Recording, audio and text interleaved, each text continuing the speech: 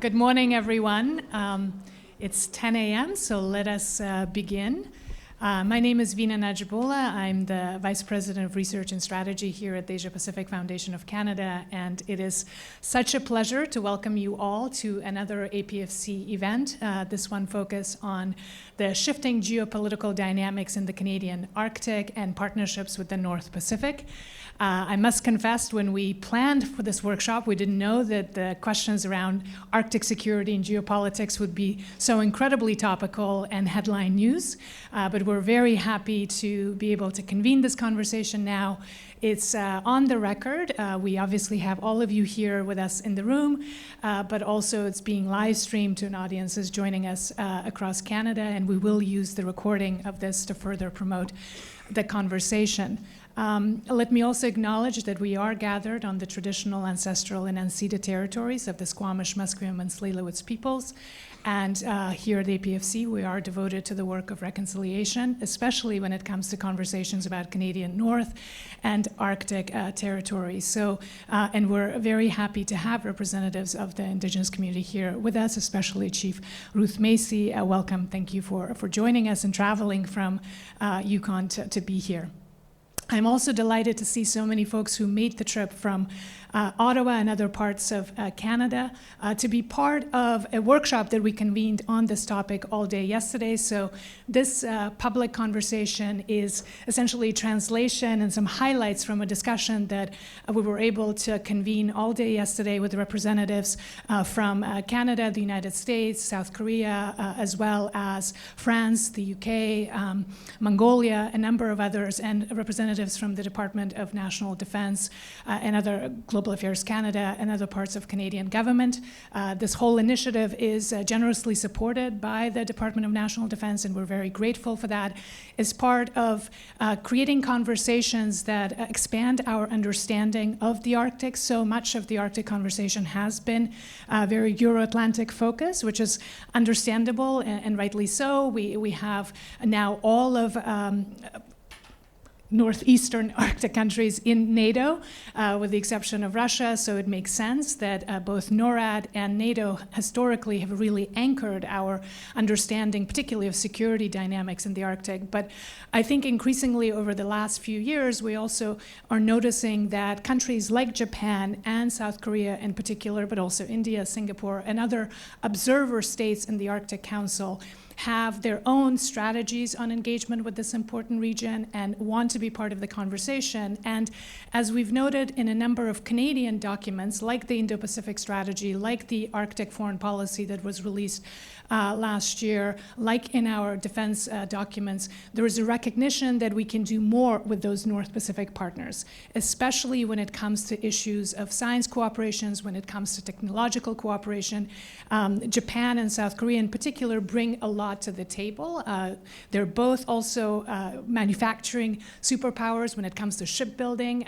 Korea is also building icebreakers, which will be quite something by 2030, but already obviously have icebreakers even now.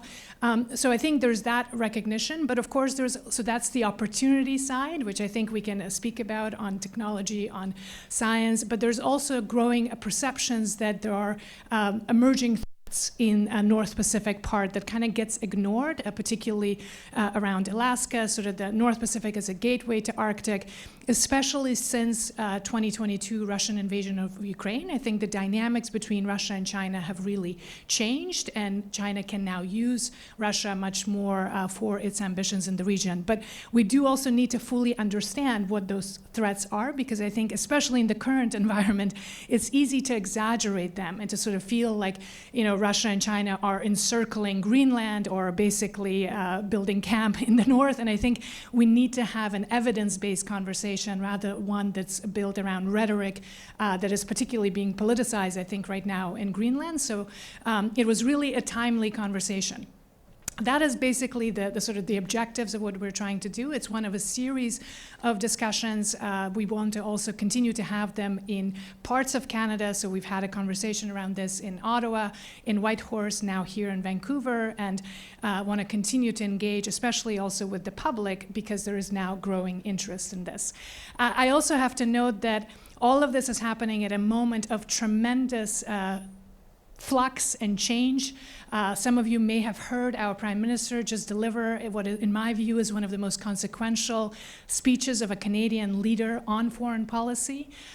He delivered it at Davos just 2 hours ago, and I definitely encourage you to listen to it.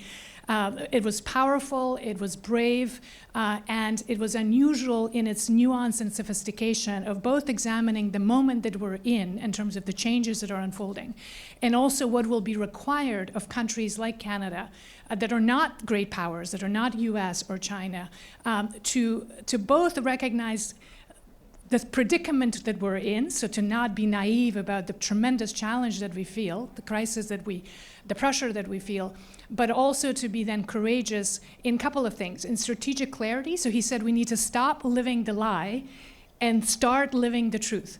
The lie that the rules-based order still exists, the lie that rules can protect us, the lie that integration can actually help us with stability and security, and that we need to start living the truth that we have to start investing in ourselves and building more pragmatic partnerships, including with countries like China with the right guardrails, and that also our approach to our most important partner, the US, has to change. So he delivered the speech. We'll see how that will translate into actions, but I do want to recognize that that's part of the change. So our foreign policy writ large is changing. The way we're building relationships are changing. So this is a timely discussion. We have 4 exceptional experts on the panel here with me, and we have many more in the room who've participated in yesterday's discussion and who are also joining us for the first time today. So I do hope that this will be conversation. That's why I'm not standing at a podium. This will be conversation here for the first 20 minutes or so, and then we will definitely invite everybody in the room to join in. So as I mentioned, we have Dr. Elizabeth Wishnik from Columbia University. We have Dr. Sun-Ho Kang from Korea Polar Research Institute joining us from Korea. We have Dr. Jennifer Spence from Harvard University Arctic Initiative joining us from the US, and Dr. Natsuko Atsuka from Japan Sasakawa Peace Foundation. They all have extremely impressive bios and have been working or dealing with the issues of Arctic and the North for multiple decades. I thought that I will actually ask them each to self-introduce briefly to kind of say what brings, who they are, their institution, and how they're approaching this conversation, and then I'll start with the questions. So Jennifer, why don't we start with you? Good morning, everyone, and thank you so much for hosting this event. As you said, it's hard to imagine a more timely conversation to be part of right now, but also extremely difficult in the sense that, as I joked yesterday, I often, when I speak, feel I have to refresh my social media feed before I speak because something could have happened in the 5 minutes since I last checked. So this is a very dynamic environment. I am the director of the Arctic Initiative at the Harvard Kennedy School. I come there, our focus very much is on governance and sustainable development in the Arctic. We have sort of read the room, for lack of a better term, and have moved more into the geopolitics and security space, but really with the motivation being around how to support good governance in the region. I come from working for the Arctic Council, for the Sustainable Development Working Group. I was the executive secretary. So for me, it's that space between research and policymaking that is so incredibly important right now.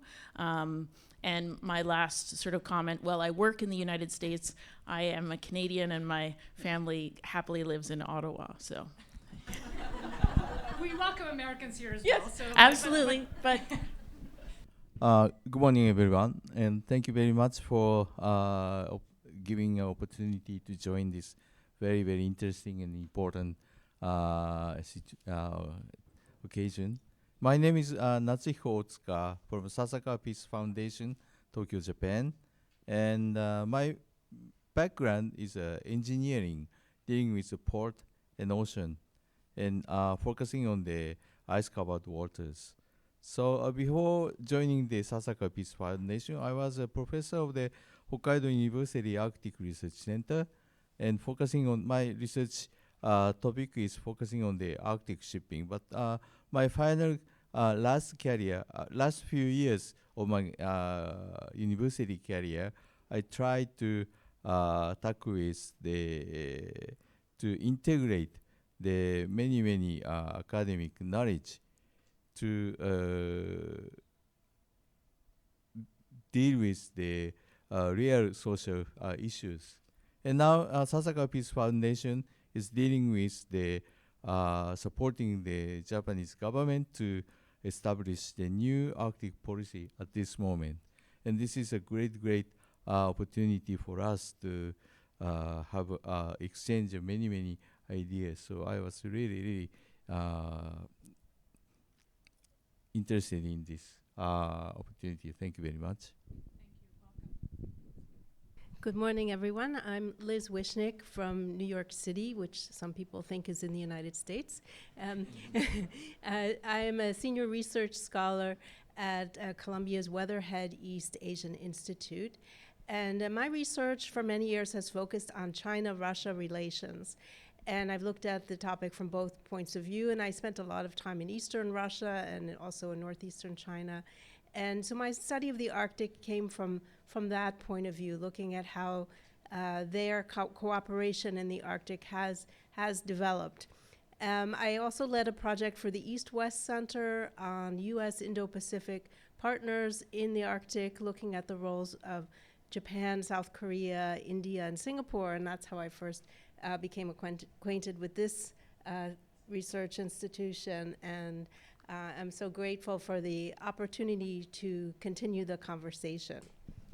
Hello, my name is Song Ho Kang. I'm from Korea Polar Research Institute. I'm now serve as a principal research scientist. I'm actually polar oceanographer. I started my study from Antarctica since 1987. I have participated in Arctic and Antarctic more than 36 times. So I try to talk about my opinion as an oceanographer. So this is very important opportunity to give my perspective to here. Thank you very much. Thank you very much, Dr. Kang, for being here, and also for your experience, your practical on-the-ground, on ice experience in the Arctic and South Pole. You mentioned that you've been there 36 times, so I think we will very much be bringing that perspective of a scientist, where we're lucky to have a political scientist as well as scientist and engineer on this panel to make sense of the various dimensions of the Arctic. And also for our Korea and Japan colleagues, the very much is on the science and technology and the shipbuilding components. So I'll begin maybe by inviting both Liz and Jennifer to actually start with the broader geopolitical and security context. And particularly, Jennifer, if you could begin by explaining how the strategic and security environment in the Arctic has been shifting over the last, let's say, 3 to 5 years. And then also what is happening currently and how you're understanding the threats and challenges currently to both in the Pacific but also your Atlantic part of the Arctic. Yeah, thank you. So, yeah, nice small question, and really easy to answer in a short period of time. So I think hindsight is always something that we can look back on history or current events and see things that we didn't see at the time. And so I would say that although we have sort of talked about Arctic exceptionalism for quite some time as a place where we were sort of protected from some of the other geopolitical challenges that were taking place, that we really started to see some tensions start with the invasion of Crimea in 2014. Now they were small. They were things that generated tensions between the collaboration. But really, the Arctic continued to be what we framed as an area of peace and cooperation. That fundamentally shifted with Russia's full-scale invasion of Ukraine in 2022. But there were already, ironically, and we don't talk about this as much, the impacts of COVID-19 in 2020 was also a challenge to cooperation and diplomacy, because ultimately we didn't have those relationships. And so we're actually looking at 6 years now of challenged diplomacy because people haven't been able to sustain relationships in a really important way.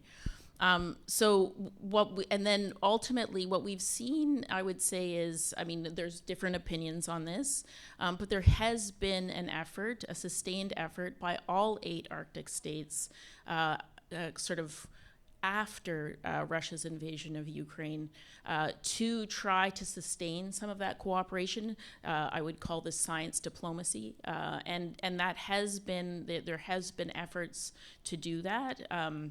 There is work happening in the Arctic Council. It's very much at the working level between researchers, experts, and scientists. It's not a political engagement, but it is keeping the lines of communication open in important ways. As I mentioned yesterday, I've been part of a group specifically looking at the future of Arctic research cooperation and diplomacy as part of a larger research planning activity. So over the last 2 years, bringing together experts to talk about how we better understand the dynamics. And I think one of the things that we made a decision is to acknowledge is that these geopolitical shifts were not just around the relationship with Russia, which is half of the Arctic, but also other things. And that was quite timely, as we now see with the second Trump administration, another sort of shock to the Arctic system. And in some ways where the Russian sort of dynamics were predictable and sort of happened over an extended period of time, there was a trajectory, there was a type of relationship. This shock, I think, is much more substantial in terms of transforming how we think and imagine the Arctic. And it's such a moment of flux and uncertainty and instability that I don't know that we can actually anticipate where this is going. I think the Carney's speech provides some signals. Europe's reaction to the Trump administration's comments around Greenland and desire to annex Greenland give you some sense of the direction we may be going. But ultimately, this is real time. We really are sort of only imagining what this might look like. It's hit refresh, but also try to actually co-create the reality that is emerging, right? So not just reacting to it, but also being part of the conversations. I think Prime Minister Carney again reminded everybody in Davos that as middle powers, if you're not at the table, you're on the menu.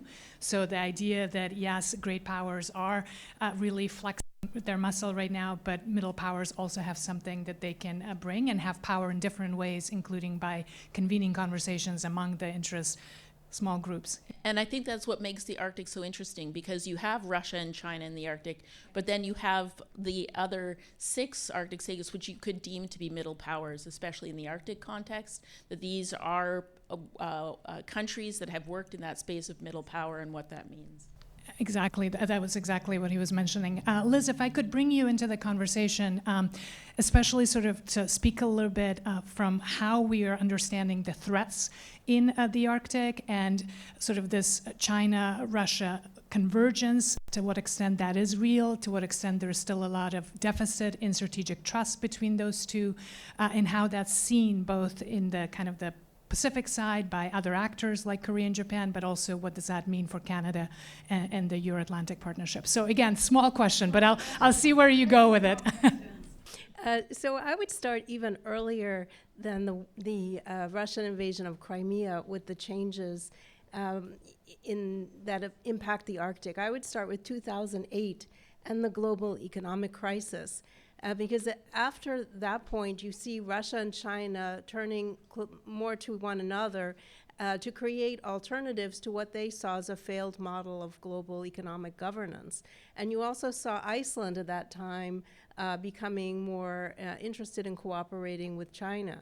And then just prior to the first Russian invasion of Ukraine, you had the first Chinese upstream investments in Russian energy in the Russian Arctic. And Russia had been hesitant for many years to allow that.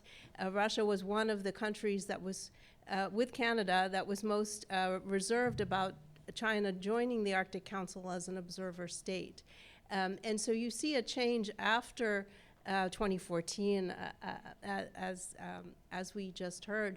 And after 2022, that's when you really saw a deepening of China-Russia relations as China became the key supporter for Russia in the war on Ukraine, stopping just short of providing direct lethal aid, but providing just about everything else. And for Russia, this has meant that there have been few other options in terms of investment in the Arctic as other countries have withdrawn largely. And so China has become important not just as an investor, but as a provider of technology. And so this also relates to another big change that we've seen in the past decade, and that's China's emergence as a big technology developer. And so you had the Made in China 2025 policy coming out in 2015, and China's policymakers becoming focused on developing the new strategic frontiers, as they call them, which are the polar regions,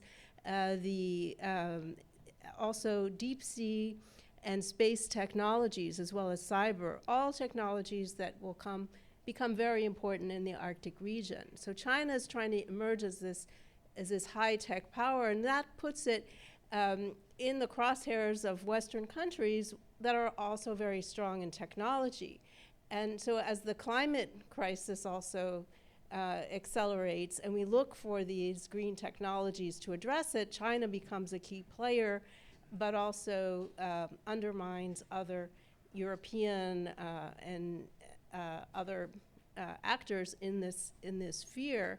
And so then you have the emergence of critical minerals as a topic in tensions between China and the rest of the world, as China has been seen to weaponize supply chains beginning in 2010 with Japan, and you have the US under the first Trump administration imposing tariffs, so you have kind of weaponization of trade that occurs on both sides, and leaving us in a situation where the Arctic becomes a new arena for competition, not just because of geopolitics, but because of these minerals which are found there in abundance, but are hard to process and very highly prized for all of the semiconductors that power our many devices, as well as military technologies. So after 2022, you see this deepening Russia-China military cooperation emerge, and you see that in the Arctic region, particularly in the North Pacific Arctic. That's really the focal point. There's a lot of attention to Russian and Chinese boats allegedly circling Greenland, but that's not where they're actually sailing. They're mostly in the Bering Sea, and you've seen cooperation between the Chinese and Russian coast guards and their militaries doing various kinds of exercises in this particular region. And that's because China is the most important user of the Northern Sea route, the Arctic waterway above the Russian Arctic. And so for China, it's a strategic passageway, and Russia needs China's help in developing it. Fantastic. Thank you so much, Liz, for trying to capture a lot in that very short answer, and for reminding us that there are sort of three elements that are converging and are shaping the situation in the Arctic, both the geopolitical competition, but also technological innovations that are really changing what we can do up there, as well as obviously the climate change dynamics, which are also linked to exploration of critical minerals, like critical,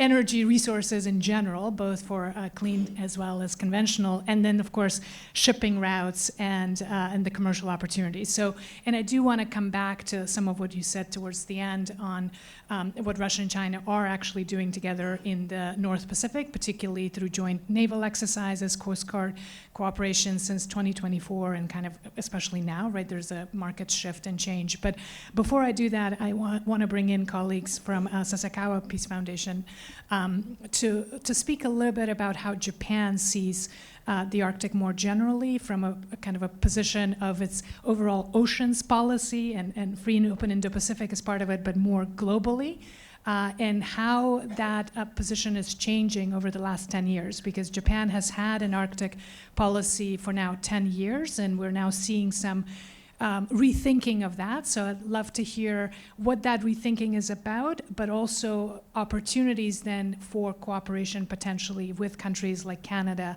around science, but also around shipbuilding, technology, maritime domain awareness, and all of that. So again, a broad set of questions. You can choose which part of it you want to focus on. I'm giving you choices. This is an empowered panel. Thank you. Thank you. So, partly I'd like to start about the environmental change in the Arctic, how those change affects the mid-latitude area like Japan and Korea. Then I would like to touch upon the human activity or utilization of the Arctic Ocean from our side.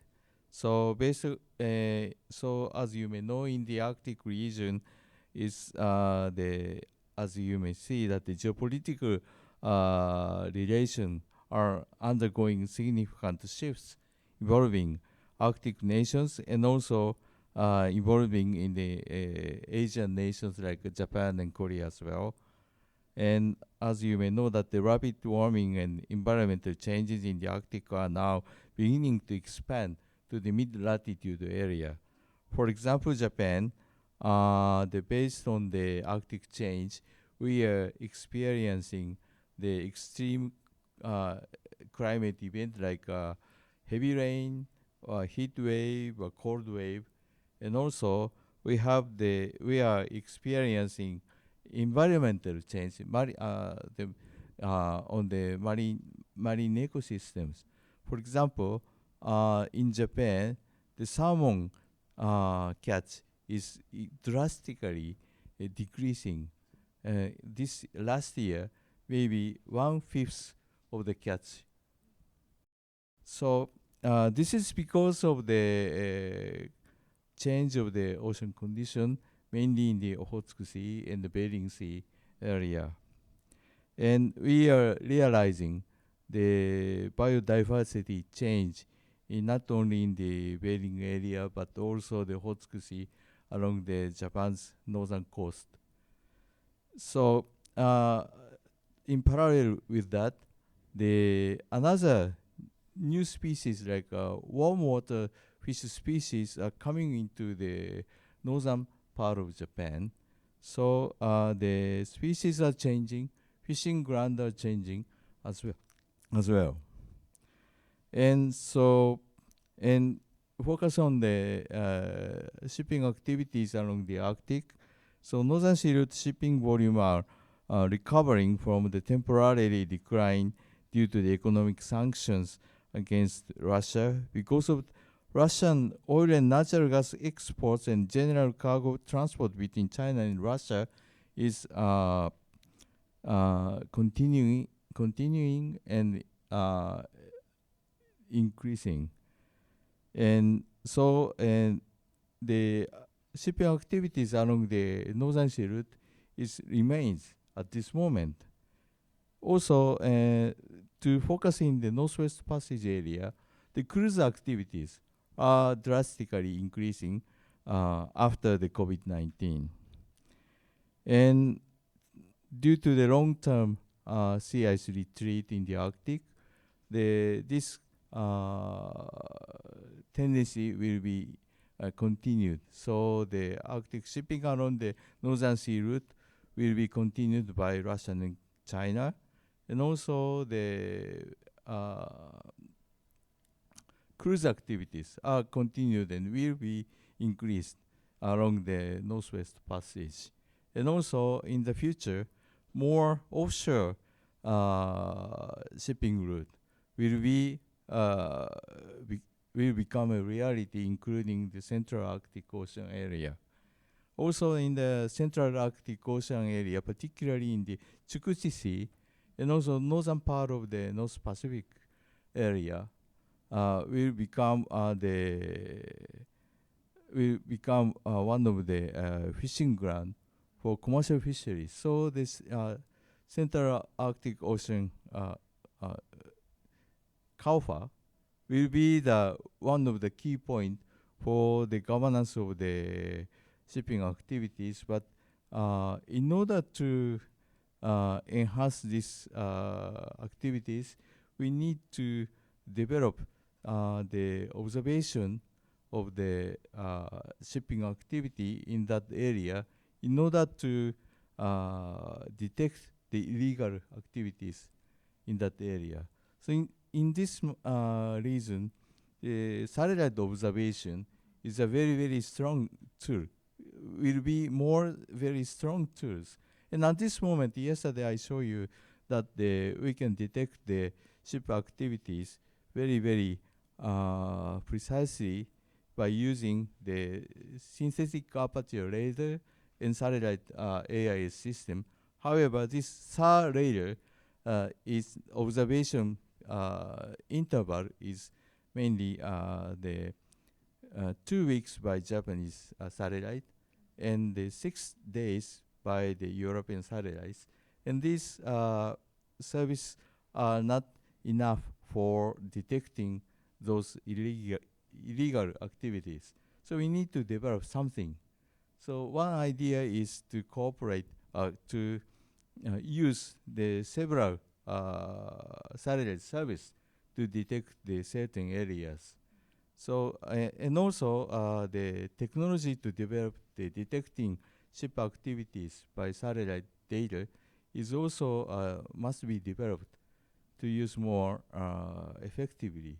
So we have in the technical area, we need to do many things to develop the when we consider the sustainable use of the Arctic Ocean. Thank you. Thank you so much. And I think that is a really promising area of deeper cooperation between certainly Canada and Japan, but also potentially in the North Pacific between Canada, Japan, Korea, and the US as well, as we think about like-minded countries together, since there's a lot more activities you mentioned, both for cruises as well as for fishing and commercial routes now happening and will increasingly happen moving forward.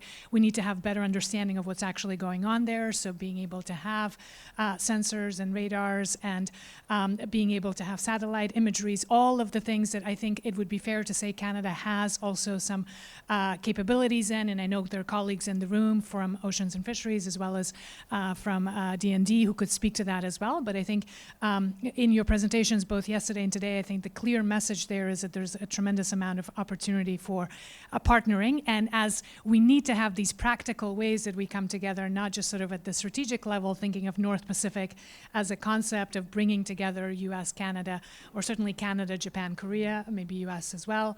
We'll see, but also these practical areas where we can actually cooperate. So Dr. Khan, maybe I'll bring you in on this point as well, because I know you can speak quite a bit to what's actually going on up there, and also to the climate threats, because a lot of time we speak about the potential security, military implications of what's happening up there. But from your perspective, there are some serious climate emergencies that we also need to be mindful of, and I'd love to hear that perspective from you. Thank you. Okay, thank you, Vina. I come from South Korea. It's non-Arctic country, so we don't have no Arctic jurisdiction. But we have invested in polar science more than 40 years, decades. So the experience has taught us that responsible engagement in the Arctic depends less on speed or ambition and more on evidence, sequencing, and restraint. So from a scientific standpoint, our role is not to decide and what should be done, but to help clarify the limits within which decisions are made. It is now well established that Arctic is warming much faster than the global average, the 4 times faster than our global average. But from an operational and scientific standpoint, the more sequential change is not changing alone. It is increasing variability. Sea ice is thinner, more mobile, storm patterns are less stable, ocean conditions are changing in ways that are harder to predict. So as a result, while physical access may increase, predictability does not necessarily improve. So in the Arctic, predictability is not a luxury. It is the minimum condition that allows activity, scientific, commercial, governmental, to occur safely, repeatedly, and responsibly. Much of the infrastructure now being discussed in the Arctic, ports, shipping routes, subsea cables, coastal facilities, was designed for physical environment that was relatively stable. The stability is disappearing. As environmental variability increases, it becomes more difficult to distinguish between environmental damage, operational failure, or external interference.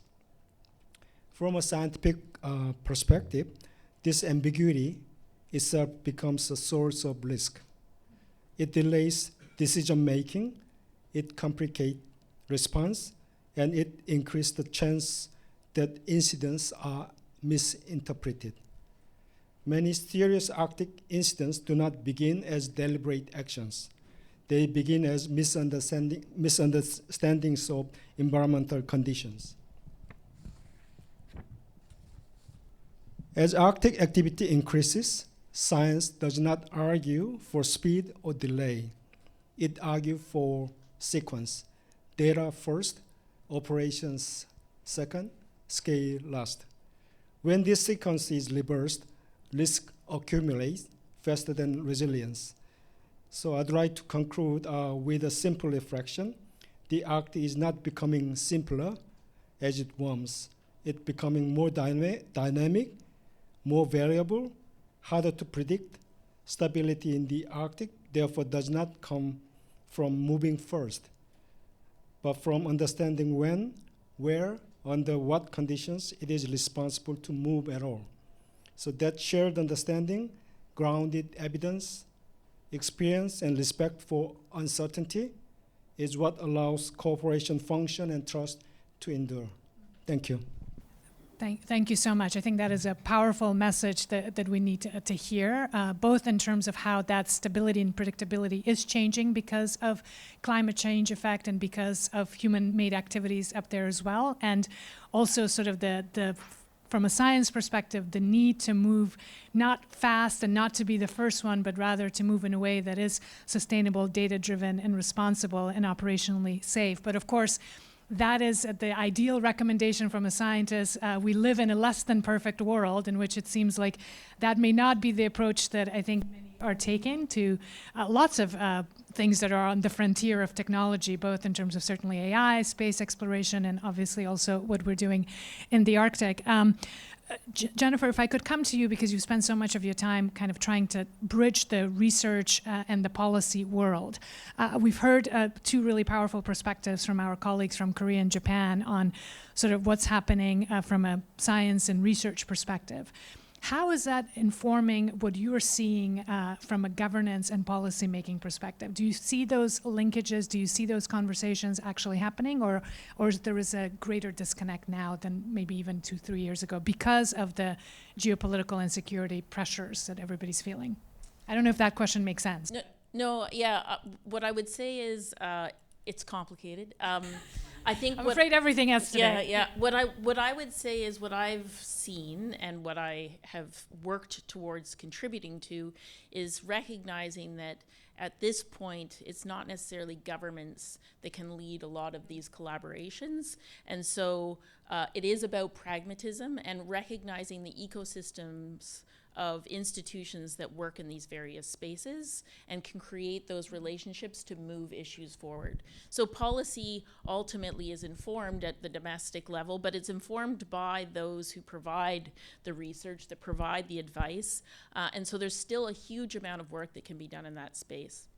And I think one of the things that we're spending a lot of time doing right now is actually providing nuance. A lot of what the challenge that we face is that the Arctic is becoming more interesting to people, but the level of understanding that comes with that is not necessarily coming along with it. And so we need to hear from those who have worked in the spaces, and that's not specific to just Arctic people from Arctic states, but from experts from all over the world who bring that expertise to inform good policy making, and to inform those policies that they can, to be quite pragmatic about this.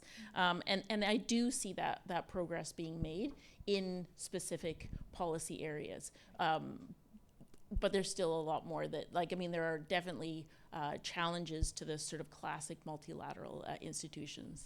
Great. Thank you, Jennifer. I think when you say that there's a lot of interest now in the Arctic, I think one of the interests is around understanding the threats in the Arctic. And Liz, I wanted to bring you specifically to this question. What exactly are the threats in the Arctic, certainly maybe from the perspective of US or Canada or even NATO? So and maybe there are differences, so if you could elaborate on that. Because in his speech just today, Prime Minister Carney sort of said that the threats in the Arctic are perspective, not actual, and that we intend to keep them that way. So I'd like you to respond to that, and perhaps others as well, whether you agree with that statement, and if yes, then what are those perspective threats, and then or actual if you don't, and how do we intend to keep them that way? So what do we need to do to maintain that stability and resilience? Another really easy question. So I think that there are short-term and long-term threats, and or immediate and long-term threats. The immediate threat has to do with climate change. I mean, that we are seeing, and it is magnified in the Arctic. And what, as my colleagues mentioned, what happens there impacts not just the Arctic states, but countries well away from them. So we have climate issues, and then we have also to consider that there are multiple Arctics. So there's the Central Arctic Ocean, which is not yet navigable, which is still governed by a treaty to restrict fishing. Then we have the Russian Arctic, and the threat there is that that is the moneymaker for the Russian war economy, which drives the conflict in Ukraine. And so what happens in the Arctic directly impacts what's going on in Ukraine. And because of that war, you saw Sweden and Finland join NATO. You have a heightening of tensions in the Baltic region. So there are some immediate threats that we are facing in that region. And so that spills over into the European Arctic, which is where NATO has been traditionally most focused. And now we have this constructed issue of the supposed threats to Greenland, which add to the mix. And so if we look at Greenland was very important in World War II in terms of the fight against Nazi Germany. It was important in the Cold War as Soviet and American submarines were circling in the waters of what's called the Greenland, Iceland, UK gap. And in recent years, it's become, again, a focal point of attention. You have maybe the last decade, you do see more Russian vessels and submarines in those waters. And after China became an observer state in the Arctic Council, China became interested in investing in Greenland, but was not successful in most investments. Most of the mining projects were abandoned. I think there's one that's still on paper active, but not proceeding. There was one satellite ground station on paper, also not proceeding, and that's it. And you had one Chinese icebreaker visit Greenland's waters in 2017 after making a circumpolar voyage through the Northwest Passage. That's the only ship from China. So there's a kind of conflation of what China could do, because China does have a lot of resources that it would be certainly very interested in investing in the Arctic, but exactly because of its support for Russia in Ukraine, there's been a reaction against Chinese involvement, not just in the Arctic, but in Europe in general. And de-risking has been the preferred term in Europe, and an effort to be very cautious about any Chinese investments. Some Arctic investments that China had were have been halted in other countries. And the one active project is in Iceland. It's a research station to study the aurora borealis. And most of the others have been terminated or restricted. And then we come to the North Pacific Arctic. Now that's where we should be paying attention, because since 2022, we have seen a lot more Russian and Chinese military activity and Coast Guard activity. We've seen exercises, naval, Coast Guard, strategic air bombers taking off from Anadyr and Russian territory for the first time. We saw a Chinese submarine involved for the first time.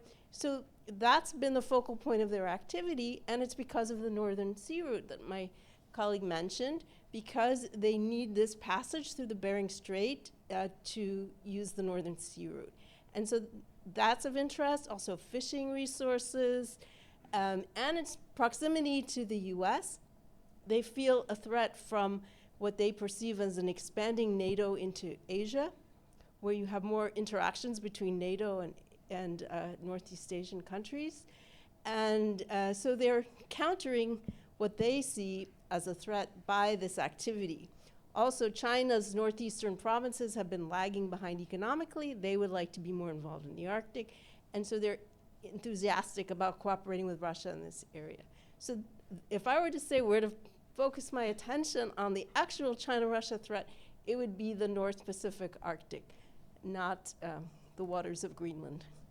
So, yeah, anybody else who wants to weigh in? I know, Jennifer, you want to, but also I'll invite other colleagues. But Jennifer, go ahead. Yeah, there's the threats, but I would also say there's been a conflation when it comes to opportunities too. And this is one of the things I find somewhat concerning. I mean, we talk about increased shipping in the Arctic. This is still going to be an incredibly difficult place to operate. There's a huge infrastructure deficit. And so I think that we talk about mining opportunities and resources, whether it be fisheries, but all of these sort of are all about potential. These are not there are fisheries in the Arctic, but in terms of new emerging fisheries in the Arctic, these are potential things that there's still a lot of investment that would be necessary to make this. And this is an incredibly environmentally sensitive region where the risks of an oil spill or a natural event of some sort based on increased human activity could be extremely detrimental in a space where we don't have the monitoring and the emergency response necessary. So again, as much as the threats are a component, I also think we need to think very carefully about what we're hearing in terms of opportunities and reflect more carefully on some of the real opportunities and what they are and what that might mean in terms of investment. That's an interesting point.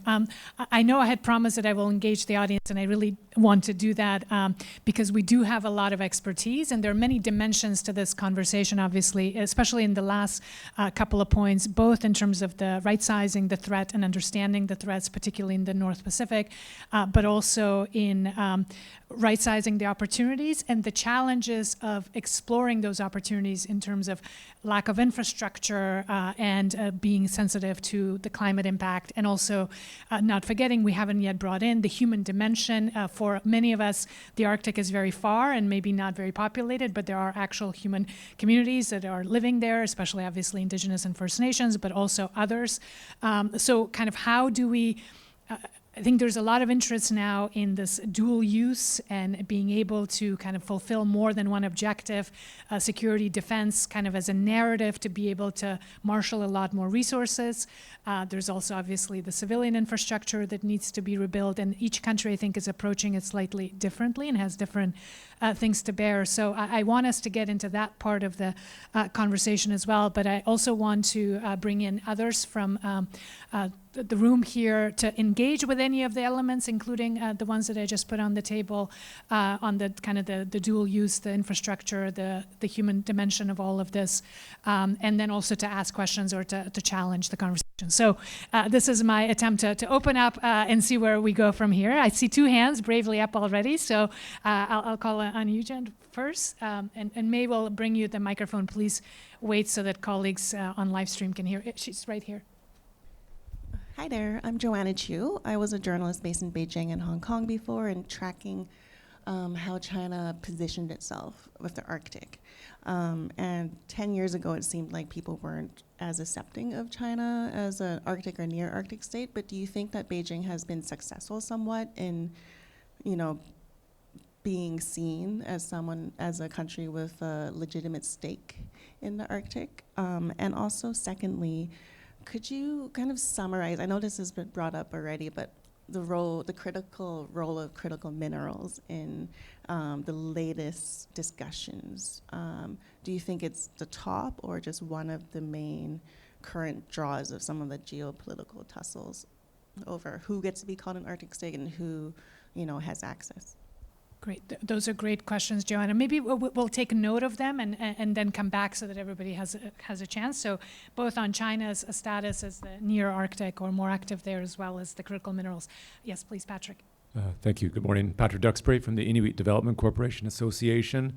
Question, context. In 2020, the government of Canada blocked the sale of the Hope Bay Gold project. It was an acquisition that was set to occur with the Shandong Gold. And then in 2021, a Canadian company, Agnico Eagle, managed to take over the project, and everyone's happy with that. In light of the rapprochement is maybe too strong a word, but last week's recalibration of Canada-China relationships, do you believe that there may be a slightly different opinion on Chinese investment in Arctic minerals, Arctic mining projects? There are still some significant projects in Nunavut, for example, that have Chinese commercial interest there. It's not as explicit and direct as the Shandong proposal, but they do have some carried interest. As an example. And of course, I'm sure, and I don't know if even China's interested in the Canadian Arctic after its experience with Shandong, but I'd like to have the perspective of the panelists on this. Thank you. Fantastic. Thank you, Patrick. And I'll also note that we have a lot of expertise in the room on this. I don't want to make our colleagues who are not necessarily speaking on behalf of Canada or Canadian government to address that particular point, Patrick, which I think is a live issue. But there's a lot of opinion in the room, and we can discuss that. Michael, over here. Thanks. Paul Meyer from Simon Fraser University. I commend all the panelists for their insights. I would caution, I don't think we should be in a hurry to bury the rules-based international order just because we've had a spike in violations recently, any more than we would throw out the criminal law if we had a spike of criminality in the country.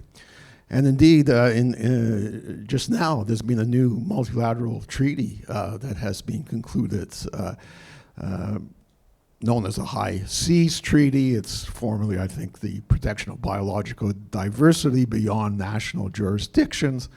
And I'd be curious, maybe particularly from our Japanese and Korean colleagues, how they would evaluate this, because it addresses some of the problems that have already been noted in the conversation, like overfishing or illegal fishing. So I would be curious to hear your views.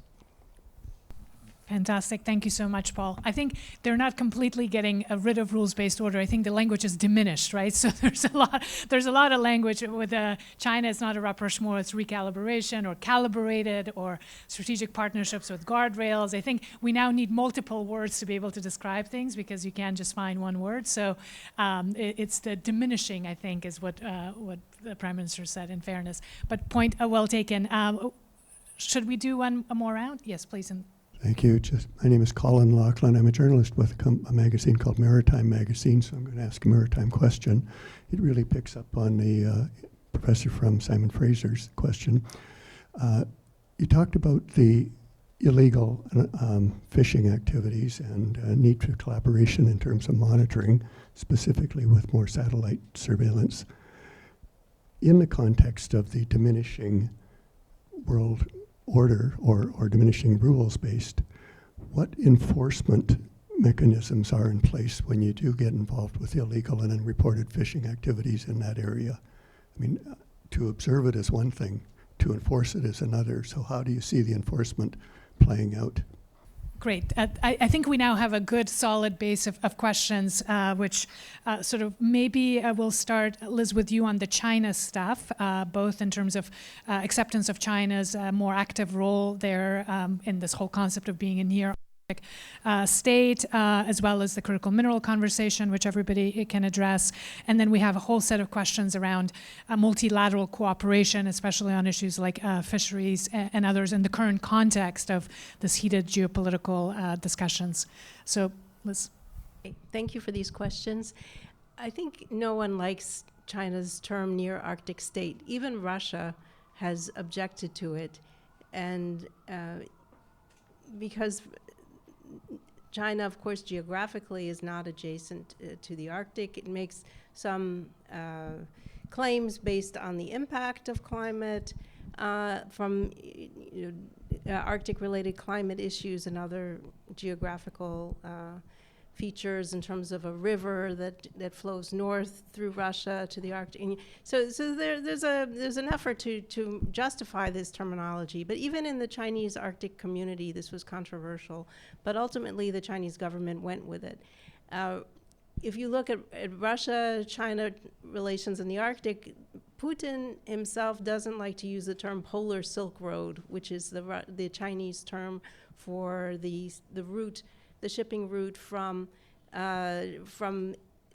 northeast China through the northern sea route to Europe. And that's because Russia becomes a through space for China's shipping ambitions. And so Russia always uses the northern sea route terminology. So you have still some differences on how other states see China's role. I mean, what China has done in the past decade is achieve a certain number of technological breakthroughs that enable it to be a credible scientific player in the Arctic with its undersea technologies and space technologies that enable Russia even to use its own Arctic.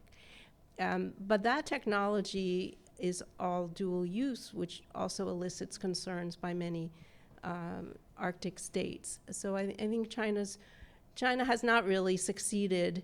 Partly this has to do with its wolf warrior diplomats that overplayed their hands in the Arctic region, making demands about the use of Huawei in the Faroe Islands, for example, and thinking that the prospect of Chinese investment would be so appealing that everyone would welcome them. But I think there has been some appreciation of Chinese investment, especially in the northernmost communities in the Arctic, where investment is severely lacking.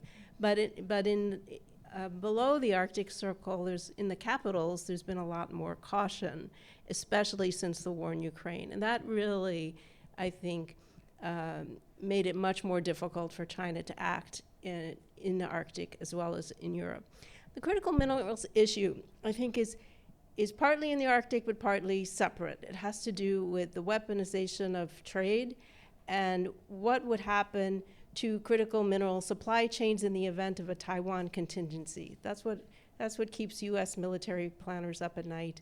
That defense industries would not be able to get the critical minerals they need for a protracted conflict with China. And so, of course, the U.S. is a player in the weaponization of trade, but the issue of critical minerals goes beyond the Arctic, although many of them are located in the Arctic. And if you look at Russia and China again, Russia has a lot of critical minerals, but can't develop them on its own. And China's not sharing that technology with Russia either. So you have sovereignty concerns that emerge even among very close partners. And so I don't know that, I'm not an expert on Canadian foreign policy, but I don't know that a recalibration is going to change the views about critical mineral supply chains, because it has to do with issues beyond bilateral relations. It has to do with global supply chains. And a lot of countries are very concerned about how they can maintain sovereignty over their resources but also develop them in a sustainable way. And I'm not sure we found the answer to that question yet. That is a fantastic point, Liz, in terms of understanding the limits, especially when it comes to technology transfers, because China's chokehold really is around the processing and refining. And that is an issue that would not be addressed through potential rapprochement. So that, Patrick, to your question, we can come back to it, but I think it's going to be something to watch in terms of what would happen. Do you want to just immediately? Yeah, sure. In the case of Shandong, that was a gold project, so not a critical mineral. Right. That was just investment. Maybe it was the location of the project which was the issue. Yeah. And some of these other projects, well, they may be categorized as critical, but they're also common and they're available. Sorry. If we're talking about something like zinc, well, it's different than antimony or gallium or something that's very unique. So it could be, yeah. So it's just larger investment question as opposed to something that truly is a strategic concern. I just want to be. I think that is the direction of travel, that they're now going to be a lot more case-by-case application of understanding sort of what actually needs to be protected and what potentially could be open, because there is also now a huge pressure to attract investment, right? So, and it is something that all of us who are paying attention to this file would need to watch to see how particularly investment from China is now going to be treated, in which sectors it's going to be greenlit, and in which sectors it's still going to be sort of the yellow caution, and in which sectors will truly remain red in terms of not inviting that. And I think that is a conversation that needs to happen among policymakers, but also others who are paying attention. And there is a change, because I think there was a much stricter application of that security lens, let's say between 2021 and now. I think you will see a change, but to what extent, that's really the question to be debated. And I think the point that Liz and I'm hoping Jennifer and others will be making is also bringing lessons from others and how this has been unfolding in other jurisdictions, certainly lessons from Europe, which is also struggling with this. The kind of, we all need investment and we all need technology cooperation, and China has a lot to offer on both, but there are also then some security and sovereignty question marks that need to be protected and discussed. And that's the kind of the small yard, high fences was a really nice formulation of the former national security advisor from Washington under Biden, Jake Sullivan. But I think the trouble is the yard can get expanded and the fences are not high enough, right? Or they're not coordinated. And then the issue becomes, how do powers coordinate among themselves rather than just try to individually build high fences and protect their own little small yard, right? So these are active conversations for which I think there's not one answer, but please. I just wanted to add to this question of the legitimacy of China. I think one of the things that we need to remember is the terminology of a near-Arctic state was actually released by China in 2018.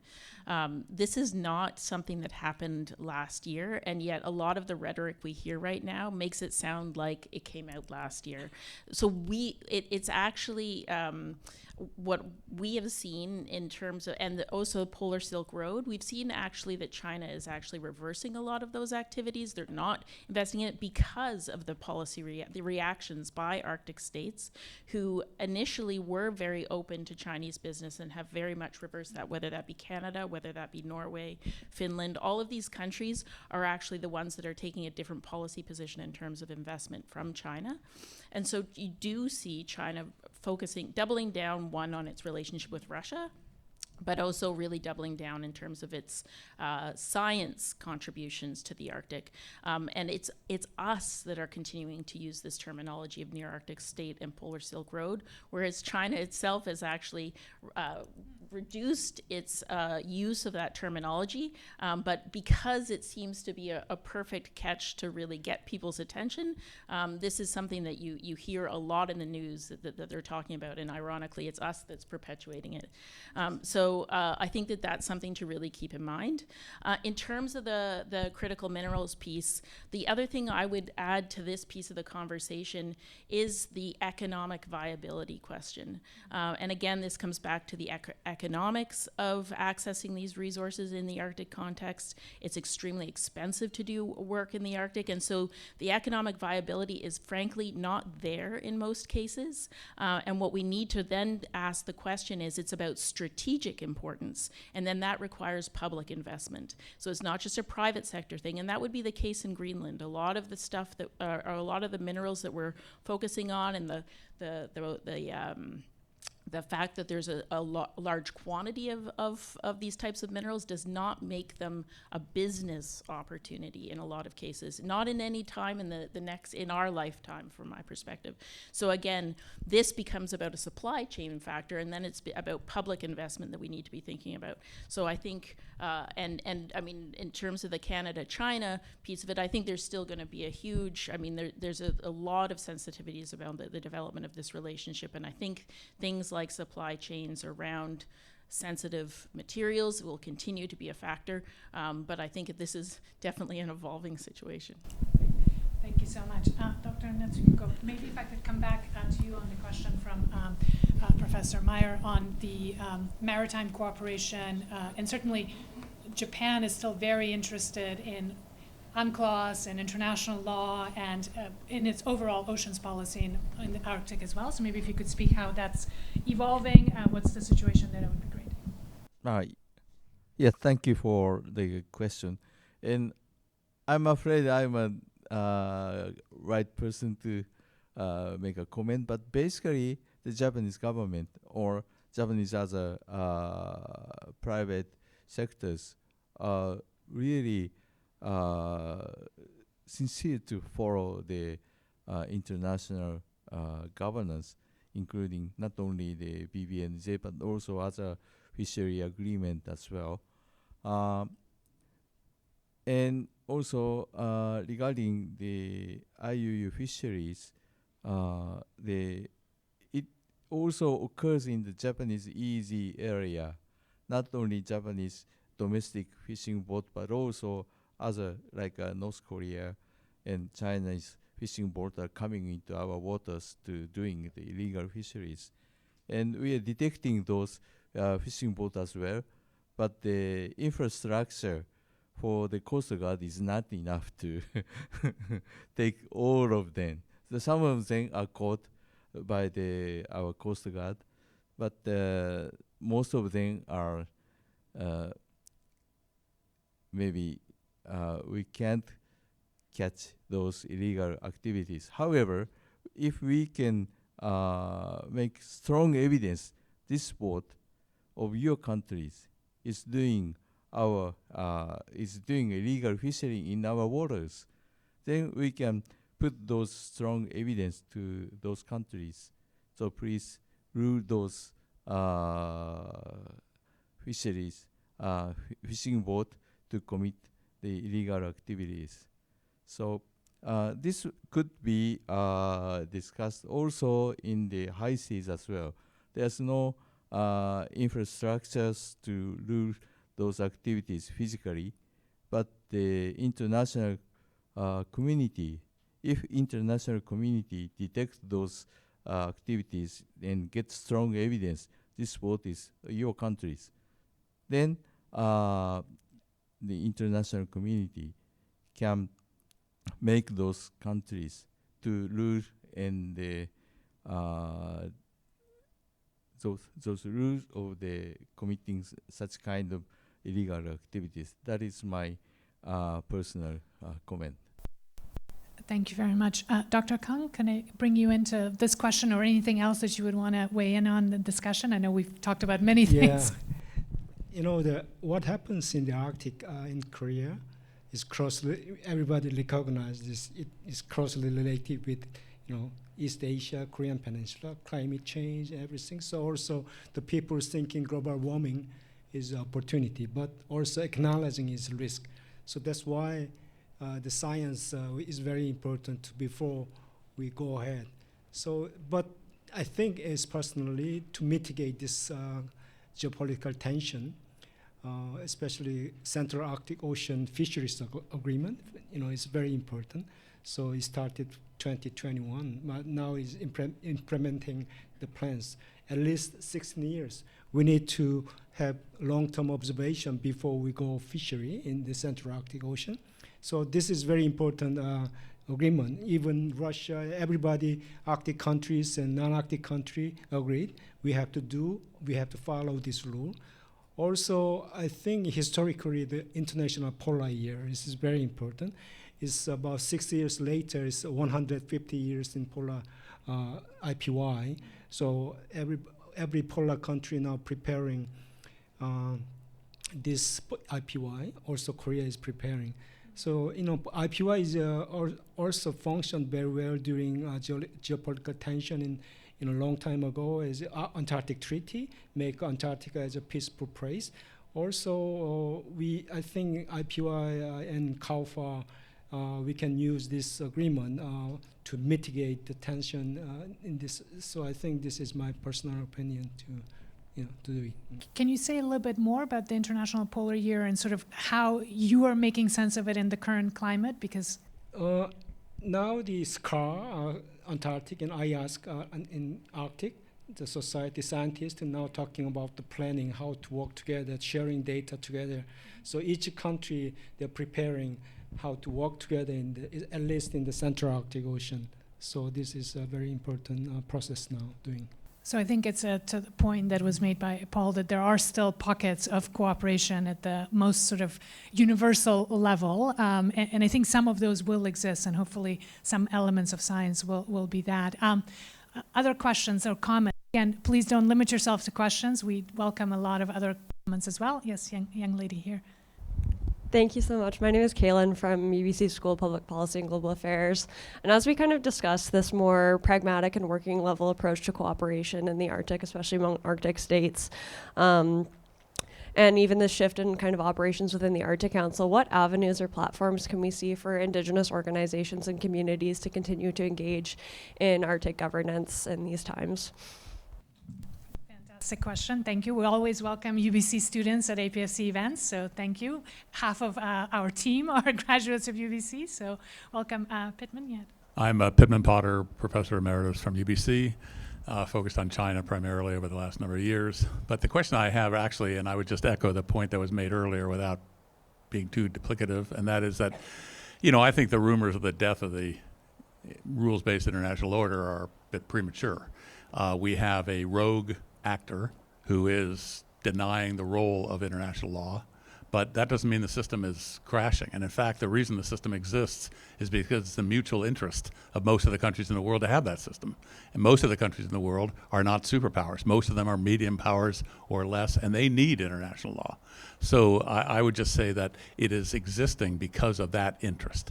I would also say that those who seem to be operating outside of that system, so if we just take three kind of autocratic or autocratic wannabe states, they are very different. I mean, Xi Jinping's approach to the international order is not to get rid of it, but to change it so it suits China's interests, which has been the dynamic of the rules-based international order since 1945. So I think that, and that's very different from what we're hearing out of Washington, D.C., which is to get rid of the order. Putin's kind of in the middle, but I think that that's the first point. Second point is, well, I think the facts support that. But the other thing is that it's interesting. Yeah, well, that's true. The other thing is that autocratic states do not get along with each other. The autocratic states are used to having bilateral relations that they can bully their opponents, and when they're up against each other, they basically don't get along. So, as with China-Russia cooperation in decades past, as in U.S.-China cooperation of decades past, and even, dare I say, Canada-China cooperation and then non-cooperation. These things change as the material conditions of international trade, investment, and resources and climate change. So I would think that what we're seeing is a change in the rules-based system, which is going to put more interest and capacity and capability in medium-sized countries, which is sort of what Carney's talking about. It's sort of an echo of the non-aligned movement from back in Cold War days, and that would not be a bad thing. So I think we just need to, instead of saying, well, it's all rules-based international order or it's going away, we should look at what these transitional steps are going to be, and that affects the Arctic. Last point is, the Arctic affects the entire planet.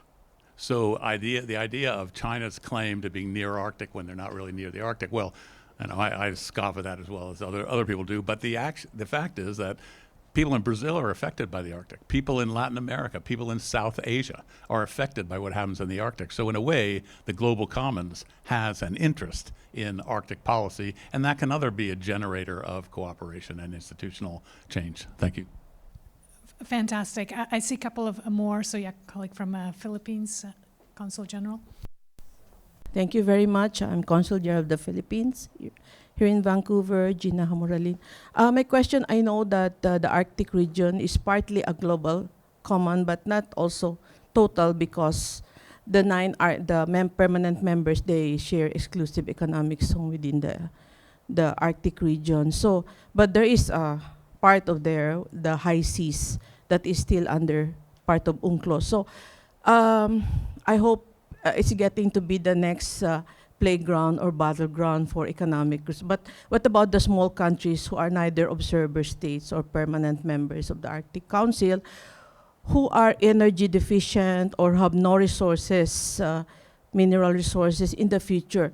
Are there discussions on the future sharing of resources in the area where it is a global common for the small states, like, in the Asia, as what the previous speaker said? So I know the countries are preserving it for future generation, but there'll come a time that there'll be some exploitation of resources like critical minerals. So how do the small countries figure in this economic governance in the near future?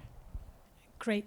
Thank you. Lots of questions around governance of the Arctic, which we'll unpack. Anything else? Because I'll just take final questions. Okay, so let's get all of them in, and then we'll give our panelists an opportunity to respond. So I see a question in the back, and then one here. So. I'm Harvey. I'm a Simon Fraser University student, and my question would be pertaining primarily towards, of course, what's going on with the tweets of US President Donald J. Trump and the concerns it might have when it comes to cooperation with the likes of Canada, especially in the north. So I was lucky enough to participate in an actual simulation event about cooperation that would include the likes of Japan, South Korea, but also the United States on issues pertaining to security in the north, especially when it comes to infrastructure. But considering we're seeing repeated tweets about concerns about annexation, jokes about the 51st states, which at this point are less becoming jokes and more of an actual concern, could we see that actually affecting when it comes to the actual policy or the actual people on the ground in the likes of places like be it in the Security Council, the UN bodies, but also, of course, in the Arctic Council? And could we see a change in even the way that the US approaches at that level when it comes to cooperating with Canada, be it for everything like search and rescue or even just general cooperation? Thank you. And thank you also for reminding us that as part of this project, we've also been working with SFU and working with SFU students for these simulations. So thank you for participating in those discussions. That'll be all part of the report and the work that the APFC is doing on this topic. So welcome and thank you. And the final question from lady over here. Hello, my name is Jordan Owens. I'm from Summa Strategies. I had a question about the Canadian government's increased talk about bridging the infrastructure gap in Northern Canada, particularly as they, throw around the phrase dual-use infrastructure. I was wondering if you could talk more about how you see that going and what needs you think might be there, and maybe some examples if there have been times in other countries where they've made this sorts of effort and how that has succeeded or what lessons have been learned. Thank you. Great. Fantastic. Thank you so much. So I think we have a number of questions, maybe on the dual use and infrastructure. If I could come to you on the Japan's experience, if there's anything that you could share on the shipbuilding, but then also on all the governance questions. So if you don't mind, we'll start with you. No pressure. Okay, thank you. So regarding the infrastructure, maybe shipbuilding fields, Japan has been studying together with Canadian Research Institute to examine the ice and ship interaction. Then we develop our technology to build the icebreakers as well. So the cooperation has been continued many years, long years. And at this moment, Japan has several icebreakers. Maybe 2 are for passenger ship, and 1 is for the Antarctic research. And now 1 is now constructing for the Arctic research icebreaker. And she will be launched next year. And before then, many Arctic researchers are on board the Canadian icebreakers like Louis and Laurent, like that. And so we have been cooperating many years to research the Arctic and the shipbuilding in the ice-infested waters. And Canada has developed very sophisticated the navigation support system, and this system becomes the base of the Arctic IMO's polar code, Polaris. The Canadian system becomes the base of that. So Canada has been Canada has long experience about the ship icebreaker building as well, and icebreaker navigation as well, and ice pilot as well. So Japan has been learning from those navigation technology from Canada as well. So we can develop in cooperation together further. And I'm afraid, is this a comment or answer for your question? No, it's fantastic. Thank you so much. I think we'll use this as a sort of opportunity also for any final thoughts and remarks from our panelists. So, Jennifer, maybe I'll start with you, and then we'll go in that order. Lots of questions about governance. So, and I know that's your area. So, see what you can do with them in the short time we have. Great, thank you. I will start with the Indigenous involvement question. I think it's an important one and not something we've covered a lot during these conversations, so thank you for that question. I actually think this is, as we look at sort of how traditional science diplomacy or diplomacy is challenged, I actually think this is a really important time for Indigenous peoples in the Arctic to have a leadership role. They have a lot more flexibility, and we've started to use the term Indigenous diplomacy in the Arctic context. Our Arctic Indigenous peoples have been leaders in diplomacy, and we've seen that through the unique role they play in the Arctic Council, but that has expanded into other institutions in the Arctic and in the UN system.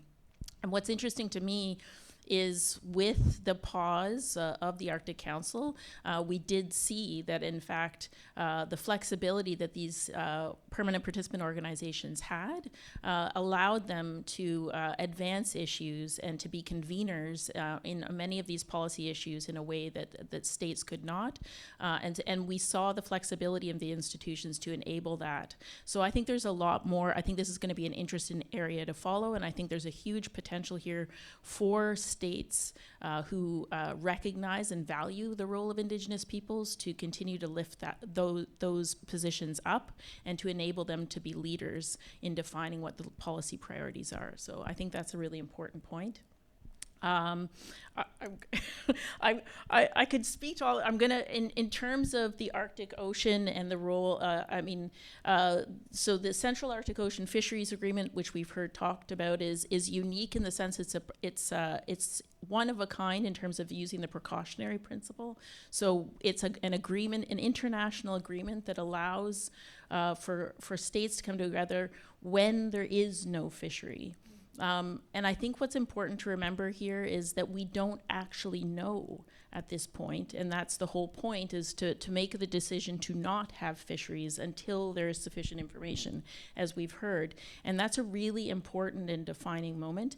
And we don't, and also what's interesting about the Central Arctic Ocean Fisheries Agreement is it also has Indigenous representation. So in terms of decision making around that, it is an international agreement, and it's not constrained to particular actors. I think that those countries that have fisheries and express an interest have an opportunity to explore how to engage in that agreement.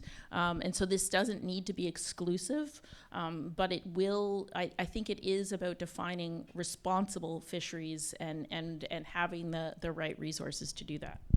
Do you want me to? Please, no, you can answer, I think, even briefly. Okay. And then, I mean, the political hot potato of Trump's comments, you know, I think ultimately there are multiple layers of things going on here. I do believe, and I see the cooperation continuing in the Arctic. I believe that it will on a constructive level, at a working level. That's what's happening now. And the more that we can separate the politics and the rhetoric at the higher levels from the work that needs to be done to support the work of the needs and interests of people in the Arctic context, the stronger that will continue. When those things become politicized, the harder it's going to be to have constructive and pragmatic cooperation. And that's what I see people trying to do right now, is as much as possible try to separate the politics, or the high-level politics, from what really, you know, recognizing that there's still work to be done and there's still important things that need to happen. And so how do we continue to advance really important policy issues? You know, with stating climate change, I mean, the number of times I've heard people say, well, we'll have to come back to climate change later, is shocking, and should be a concern to all of us. This is not going away, and it's only going to get worse. And so we need people on the ground continuing to advance these issues. Absolutely. I think the situation is not getting simpler, I think, as Dr. Kang said. So maybe I'll come to you, and then we'll finish with Liz, please. I think, as she mentioned, high sea issue is very important for us. Also, the Arctic Ocean is very important, high sea, but different situation. You know, the Arctic Ocean is very dangerous. Actually, it's modeler and AI, and they can predict, but actually in the field, it's very suddenly change. It's very dangerous. So you need to have real data. Even, you know, the shipbuilding and shipping company. It's very search and rescue issue, and the insurance is very expensive to using the Arctic shipping route. So in my personal opinion, you know, everybody here, they investing stocks, so they see the fear and greed and neutral everybody, they using that as a gauge. But so we need to develop some kind of risk index in the something like that. So I think we need to, normal people need to more. So that's why, as a scientist, we need to share together the data first. I think it's my opinion. Yeah. Thank you, and we're very grateful that you're engaging with us lay people. We do need scientists in this conversation, and we need you to speak to us in a way that we can understand, and for policymakers to make informed, data-driven, evidence-driven decisions. I think, so thank you for being here and for engaging. Liz? Yeah, I'd like to follow on that. I think there's a role for normal people in upholding the world's rules-based order. And I think our politicians make a lot of noise, but there are plenty of actors, including in the United States, who are advocating for cooperation in the Arctic, scientific collaboration, indigenous communities, and so on. So I think that we have to get beyond this level, as Vina said. Even in terms of U.S.-Canada cooperation, I mean, I think this terrible moment could be an opportunity to look at the security of Greenland. And there are areas where we could improve things. For example, NORAD could invest in an improved radar for Greenland that would deal with the actual threat, which is hypersonic missiles, not Russian and Chinese vessels circling the territory. And so this could open a new conversation once cooler heads prevail, which I do hope they will. In terms of China and governance, I think China has used many terms in referring to the Arctic. One favorite of Xi Jinping's is a community of common destiny. That doesn't improve things much from the near Arctic state, because it implies China could be the leader of this community. In my reading, I still have seen many articles about the Polar Silk Road as a trade route. But I think for China, there's a frustration with the Arctic because Russia remains the gatekeeper for China's ambitions. And until the Central Arctic Ocean is navigable, that's going to be the case. And China has to comply within those strictures. And so that is a motivation for engaging more with Russia. In Antarctic, it's a different story where China's a treaty signatory and has been working with Russia to perhaps impede some of the environmental protection efforts in that space. And so I think China is trying to also use technologies to be able to act more independently in polar spaces, undersea and in space, that would not require the say-so of other actors. And so China's taking a multi-dimensional approach to this issue of governance, which we will need to keep monitoring in the future. Thank you. Dr. Notsukis, yeah, please. So briefly, I'd like to introduce one examples of the cooperative activities. So last year, Canadian Coast Guard ship Sir Wilfrid Laurier visited Japan. This was the second time for her to come to Japan. The objective is to carry out the cooperative patrol drills against the IUU fishery together with Japan, United States, and Korean Coast Guard. So 4 countries together with carry out the drills against the IUU fishery patrol. Absolutely. No, thank you so much for raising that. I think it would be important to say that in the last few years, as part of the Indo-Pacific strategy, we've seen a lot more engagement from Canadian Navy and other parts of the government as well in partnering with Japan and with Korea. So as we're reimagining various parts of our foreign policy, certainly from the perspective of this foundation, we want to keep all of those practical cooperations that have been ongoing through the Indo-Pacific strategy's various elements. And certainly the example that you gave is one of them, but there are many others that I know colleagues in the room can also share. So I'm not going to try to summarize this discussion. It has been a hour and a half and following a full day of discussions, but I do want to profoundly thank our panelists for engaging with very complicated questions, for bringing so much nuance into the discussions, for sharing their expertise. It's important for us to have these kinds of interdisciplinary discussions where we bring engineers and scientists and economists and political scientists together, when we have a room full of students and professionals and diplomats to really try to wrestle with the hot topics of the day while recognizing the rhetoric that's there, but also seeing the reality and what is possible. From our perspective, we certainly are committed to having these kinds of conversations, to not only looking at Canada's engagement with the Indo-Pacific and Asia, but also making those necessary bridges between what we're doing in one theater with what's happening in Canada's Arctic as well as Euro-Atlantic, because I feel like dividing it into these neat silos is no longer fit for purpose. We do have to have an overarching approach, and one that is pragmatically seeing the world as it is, and it's changing, as our Prime Minister says, but also that doesn't fully abandon the rules-based order that has served Canada. I think we have to be frank about that truth as well, that it has really benefited us, and that countries like Canada and Japan and Korea, we need to continue to find ways of preserving as much of it as possible, and also still building new mechanisms.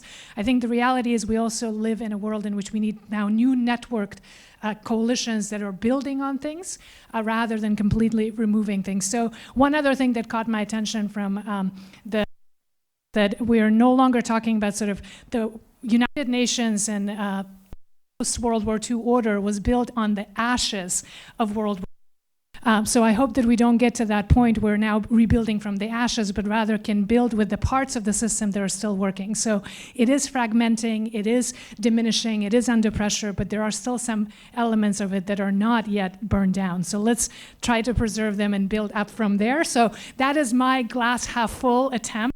That's what passes for optimism, and this right now, so at least we haven't burned it down completely, and let's try to avoid that. So again, huge thank you for all of you two being here. Huge thank you to the Asia Pacific Foundation team for organizing all of this. You guys have done a tremendous job, and please stay engaged, join our conversations as they happen, and sign up to the Asia Watch, which you can get every week about all of these events. Again, thank you so much for being here. Have a good day.